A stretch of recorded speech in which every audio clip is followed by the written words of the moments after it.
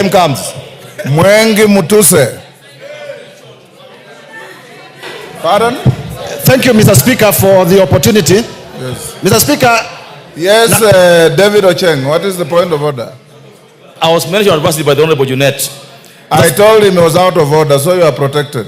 Mr. Speaker, I just need to mention something that Mr. Junet claims to be the Secretary General of Azimio. Could you tell this House today where the Azimio offices are in this country? Mwengi Mutuse. Thank you, Mr. Speaker, and if you may protect me that I may be heard in silence. Order, members. Order. Mr. Speaker, we are debating a very important matter, and you are sitting on a very delicate matter. When you retire to make a ruling, you'll be making a ruling for the country. I am one of the lawyers who participated in the litigation that led to this decision, and therefore I am aware of the facts and the law and the arguments that went into court for this determination to be made. Mr. Speaker, importantly, as you retreat, I am elected under the Maendeleo Chapter Party, which is one of the parties whose membership is under dispute.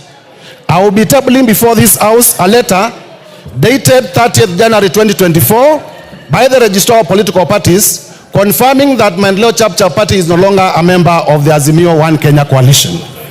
And I will be asking you, when you retreat, to give effect to that exit in line with the ruling that you made on the 6th of August 2023, as well as the judgment of the court.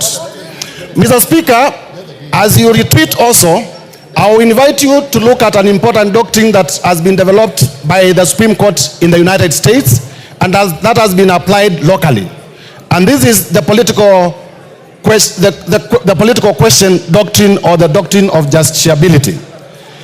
This doctrine was developed so that the separation of powers can be given effect, so that matters that are for the legislature are left to the legislature, matters that are for the judiciary are left to the judiciary, and matters that are for the executive are left to the executive. It is my submission that the matter of determining the minority leadership and the majority leadership is a matter for Parliament and is not a matter for courts of law. Finally, Mr. Speaker, it is important to look at the gazettement, the gazette notice that declared the members who have won positions. In the gazettement that was released by the IEBC, there was no mention of coalitions. There was no mention of Azimio. There was no mention of Kenya Kwanza. In my constituency, they declared Mwengi Mutuse the winner under Maendeleo Chap. In all the other constituencies, and if you look at that gazette notice, there was no mention of a coalition. And therefore, you cannot assign membership based on the election. You assign membership based on the realities of the day.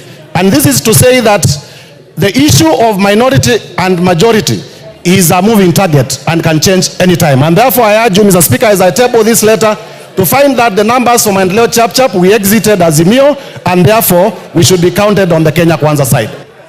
Thank you. Madenge of Nyeri. Thank you, Honorable Speaker.